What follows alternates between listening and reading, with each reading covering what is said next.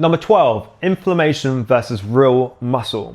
Now, there's a lot of evidence-based scientific research. When they look into case studies, people involved in the studies, they measure, see how much muscle they've gained, and they don't take into account necessarily the inflammation and the damage that it's caused, and they claim that they've increased in muscle size, where really what they've done is that they caused so much damage that they got inflammation.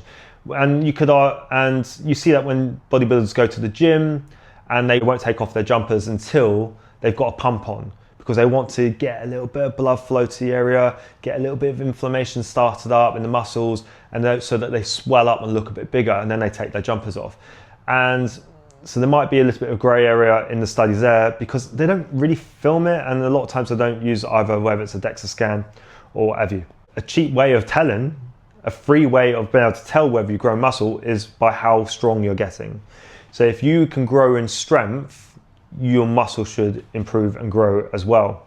And that is correlated really well in a lot of studies and with a lot of personal trainers' experiences with clients, and a lot of people training experience with that for themselves, is that as they get stronger, if they increase the weight, the load on the bar, the intensity and the stress and the reps, then the muscle increases as well. I didn't gain size, but I lost inflammation and gained muscle to maintain the size in my measurements. Muscle was harder to lose, but that's why I always found that when I did these high volume training for 3 months at a time, and I wasn't always able to continue for 3 months because I'd always be burnt out and I'll get so much pain in my arms that I would just have to stop.